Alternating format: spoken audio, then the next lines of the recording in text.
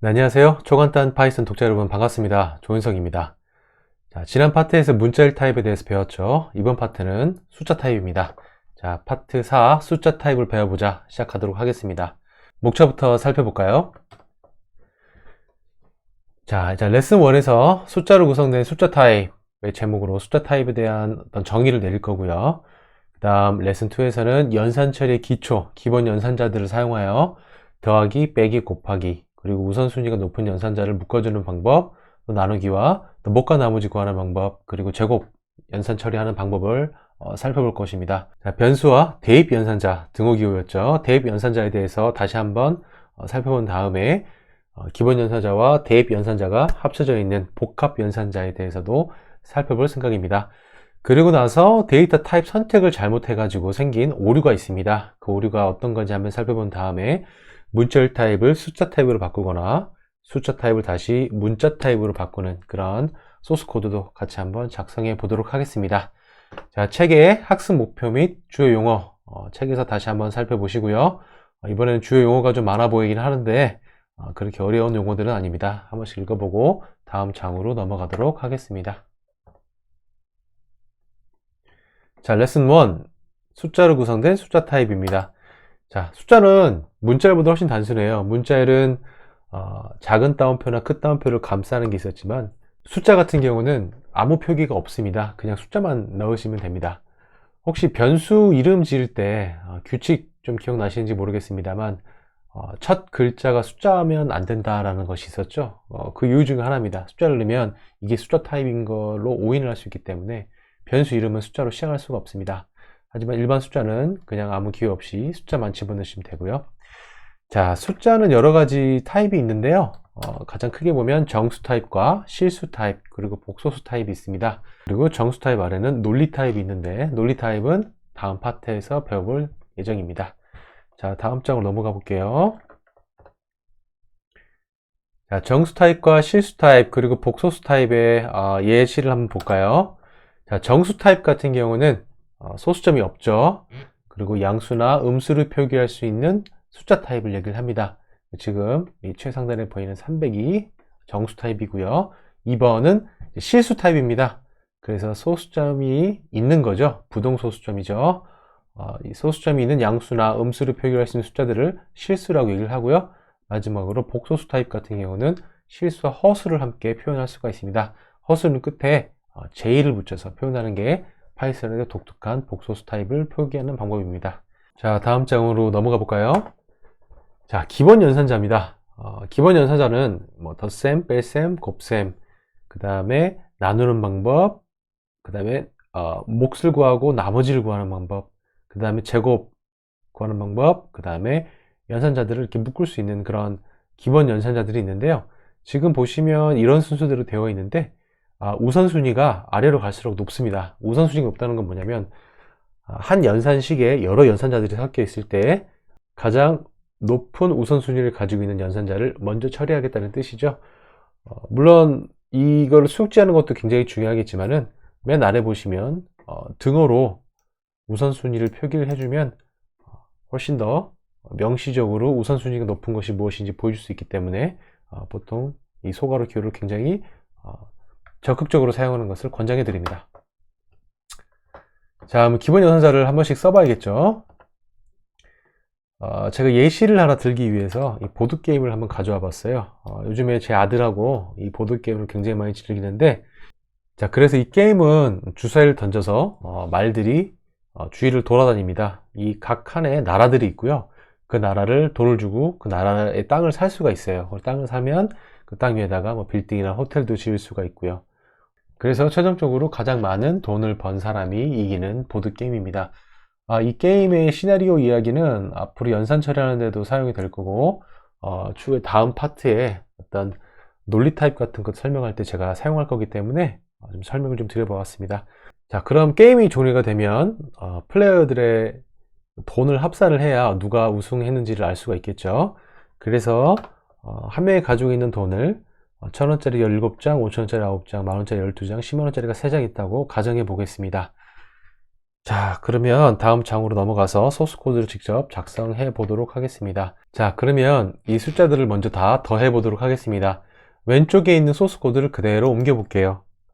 자, 17 더하기 9 더하기 12 더하기 3이죠. 엔터를 치면 결과가 바로 나오는 것을 알 수가 있습니다. 어렵지 않죠? 자, 그 다음 빼기 한번 해볼까요? 41에서 17장 빼볼게요. 그러면 24라는 숫자가 잘 보이죠? 자, 그 다음은 곱하기입니다. 돈 계산을 하려면 각 장이랑 금액을 곱해가지고 더해야겠죠? 그래서 보시면 5,000원짜리를 몇 장이죠? 9개를 곱했고요. 더하기 10,000원짜리 몇 개죠? 12장이죠. 더하기 그 다음에 10만원짜리인가요? 곱하기 3장 하겠습니다. 더하면 46만 5천원 정도가 되네요. 자, 지금 보시면 제가 곱하기는 띄어쓰기 없이 했고 지금 더하기는 띄어쓰기가 있게끔 소스 코드를 작성을 했는데요. 그죠? 자, 이유가 있겠죠. 이거 자체가 문법은 아니에요. 띄어쓰기를 해도 상관은 없는데 저희 파이썬 커뮤니티에서는 이런 식으로 우선순위가 높은 것들은 빈칸을 없이 사용하는 것을 권장을 해요. 그러면 훨씬 소스 코드가 보기가 좋겠죠. 하지만 앞서 잠깐 말씀드렸지만은 이렇게 묵시적으로 하는 것보다는 소괄호를 명시해 주는 게 좋습니다.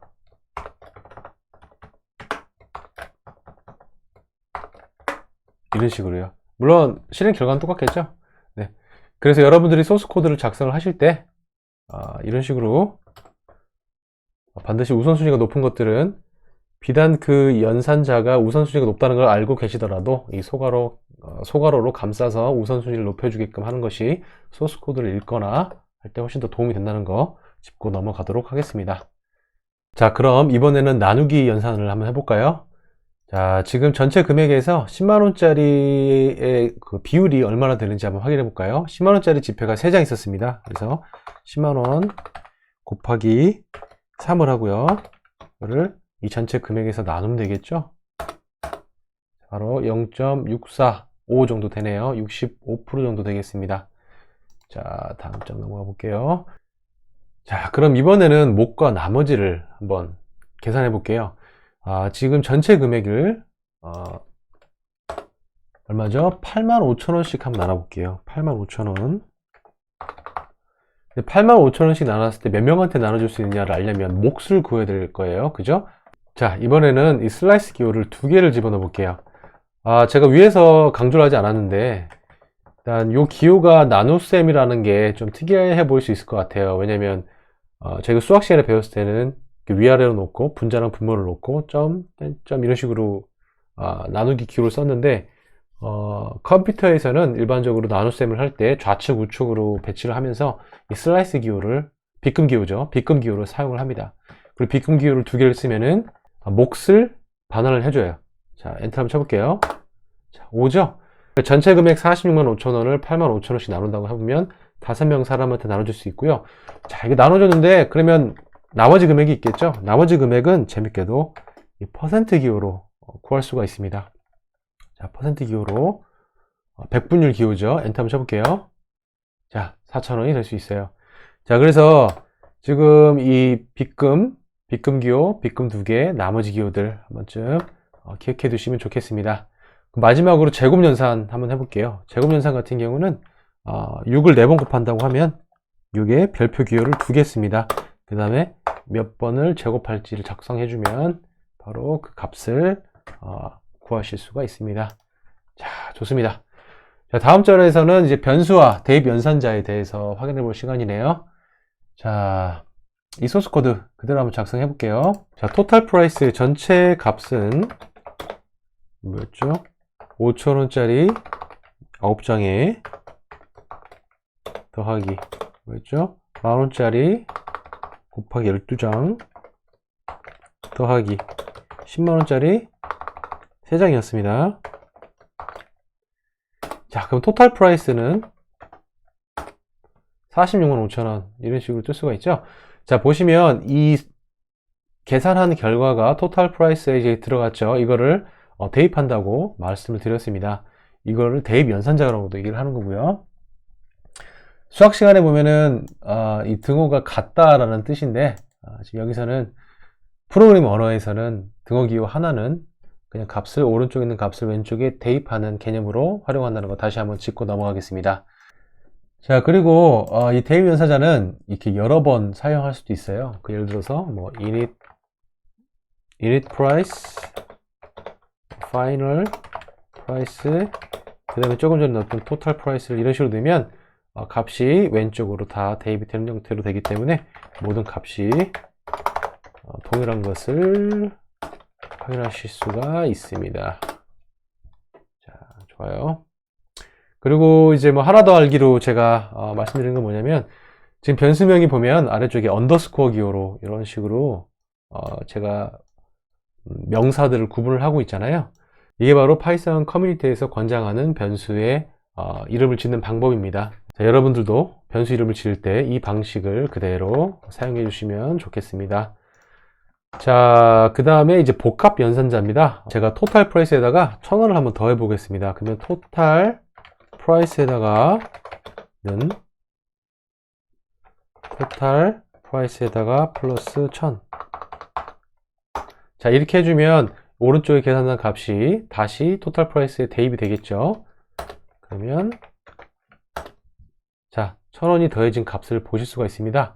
그런데 이 복합 연산자는 뭐냐면 이 과정을 되게 단순하게 해준 거예요. 한번 해볼까요? 자, 토탈 프라이스에다가 플러스는 하고 1000원을 하면 지금 위에서 본 이 역할을 그대로 똑같이 하게 됩니다. 자, 값을 다시 한번 확인해 볼까요? 자, 46만 7천원이 되었죠? 또 한번 해볼까요? 46만 8천원. 이런 식으로 값을 집어넣을 수가 있습니다. 자, 그러면 뭐 혹시 이런 게 궁금할 수도 있을 것 같아요. 그냥 이렇게 작성하면 되지 왜 굳이 이렇게 작성해야 되느냐 이렇게 생각하실 수도 있는데 이거는 작성할 때 일단 표기가 좀 편한 것도 있고요. 좀 내부적으로 깊이 들어가 보면 성능적으로 봤을 때 이렇게 복합 연산자를 사용하는 것이 훨씬 더 효율적이다 라고 얘기를 합니다. 그래서 여러분들도 이 복합 연산자를 사용하는 것에 익숙해지시기 바랍니다. 자, 좋습니다. 여기까지 살펴봤고요. 자, 복합 연산자는 덧셈만 할 수 있는 것이 아니라 지금까지 배웠던 대부분의 기본 연산자에서 사용할 수가 있어요. 그래서 이 연산 기호들은 이 의미를 가지고 있다는 거 한번 짚고 넘어가겠습니다. 자, 이번에는 데이터 타입 선택을 실수해서 생기는 오류를 한번 살펴보도록 하겠습니다. 일단 이 소스 코드를 한번 볼까요? count라는 변수에 input 함수를 사용해서 1000원짜리 지폐의 장수를 입력한 다음에 그 입력받은 그 숫자, 그 count 변수에다가 지폐에 1000원짜리 지폐니까 1000을 곱하면 1000을 곱하면 그 값이 나오겠죠. 그래서 그 값을 price에 대입하고 있는 아주 단순한 소스 코드입니다. 자, 이거 그대로 작성 한번 해보겠습니다. 자, count 변수에 input 함수를 사용해서 1000원짜리 지폐를 입력을 받았습니다. 그죠? 17장이었죠? 그 다음에 price에다가 방금 입력받은 count 변수에다가 곱하기 연산자를 사용해서 1000원 곱했습니다. 자, 그럼 price 값은 어떻게 될까요? 프린트 한번 해볼게요. 변수만 써보겠습니다. price. 자, 지금 무슨 일이 벌어졌죠? 예기치 못한 일이 벌어졌죠, 지금. 자, 지금 price 값이 실은 17,000원이 되어야 하는데 지금 17이 자그마치 1000번이나 출력이 되는 걸 보실 수가 있습니다.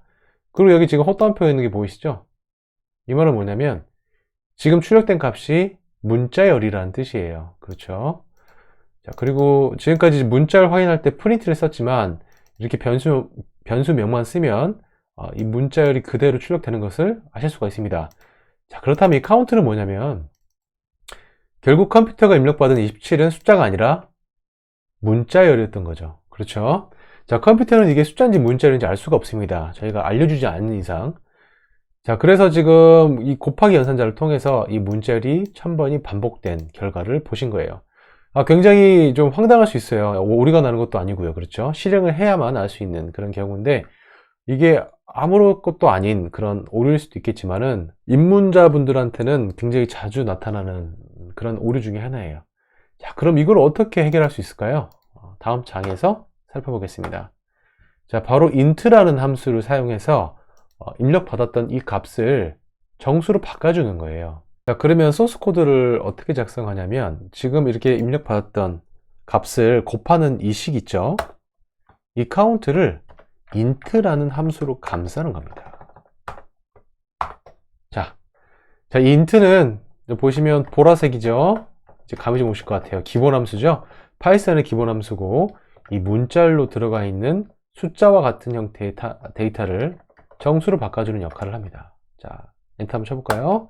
그 다음에 price 값을 확인해 보면, 자, 우리가 원했던 17,000원이 출력되는 것을 확인하실 수가 있습니다. 자, 프로그래밍 언어에는 크게 강한 타입, 약한 타입이라는 타입이 있어요. 이게 뭐냐면, 지금 보신 것과 같이 어떤 타입을 미리 정해주지 않으면 서로 섞이지 않는 그런 습성을 가진 언어들이 강한 타입 언어입니다. 그래서 파이썬은 강한 타입 언어예요. 근데 어떤 언어들, 뭐 자바스크립트와 같은 그런 언어들은 데이터 타입을 명시하지 않으면 자기가 알아서 이걸로 생각하는 거겠지라고 바꿔버립니다. 그래서 오류도 나지 않고 아까 보신 것과 같은 그런 결과가 나오기도 합니다. 간혹 가다가 파이썬이 약한 타입 언어다라고 생각하시는 분들이 계시는데 그렇지 않습니다. 서로 타입이 다르지 않은 그런 데이터를 연산 처리를 해보면 바로 에러가 발생하는 것을 알 수 있기 때문입니다. 이거 한번 해볼까요? 강한 타입, 약한 타입 말씀드렸죠. 1000을 이렇게 더하면 어떻게 될까요? 왼쪽은 지금 정수고 오른쪽은 문자열이죠? 어떤 결과가 나올 것 같습니까? 오류가 날까요? 안 날까요? 네, 오류가 납니다. 그죠? 자, 타입 에러가 발생했습니다. 지금까지 봤던 에러는 신텍스 에러, 구문 에러라든지 그 다음에 네임 에러, 그죠? 이름 에러 같은 것들이 있었는데 이번에는 타입 에러가 발생을 했죠. 그래서 정수인 int와 문자열인 스트링이 더하기 연산자를 사용할 수 없다라는 것을 이 메시지로 통해서 보여주고 있습니다. 자, 그래서 이렇게 에러가 나는 걸 확인하셨죠? 그래서 파이썬은 강한 타입 언어라는 거 다시 한번 말씀드리고 넘어가겠습니다. 자, 에러 메시지 읽는 거 같이 해봤고요. 자, 그러면 이거를 우리 의도대로 1000과 1000을 더하게 하려면 어떻게 될까요? 자, 지난 장에서는 문자열로 받은 걸 정수로 바꿨잖아요. 근데 이번에는 정수를 문자로 한번 바꿔볼게요. 그러면 지금 이 소스 코드 같은 경우는 스트링을 해서 1000 더하기 다시 문자열 1000 하면 어떻게 될까요? 자, 문자열과 문자열을 더하고 있죠? 자, 앞서 배웠었죠? 뭐죠? 문자열 두 개가 이어 붙습니다. 마치 이진수 숫자처럼 보이네요. 그죠? 자, 그래서 이런 기본 함수 스트링을 가지고 숫자도 문자열로 바꿀 수 있다는 것을 확인해 보았습니다. 자, 이번 장은 내용이 조금 많았던 것 같아요. 그렇죠? 자, 다시 한번 정리해 보겠습니다. 자, 이번 장을 통해서 숫자 타입에 대해서 알아보았고 여러 가지 기본 연산자의 종류와 우선순위에 대해서 같이 한번 살펴보았습니다. 그 다음 대입 연산자 등호기호죠. 등호기호와 기본 연산자들이 합쳐져 있는 복합 연산자를 살펴보았고 좀 내부적으로 봤을 때는 복합 연산자를 사용하는 것이 성능적으로 더 이점이 있다는 거 말씀드렸습니다. 그 다음에 데이터 타입 오류를 잘못했을 때 실수로 오류가 나는 것을 확인하셨죠.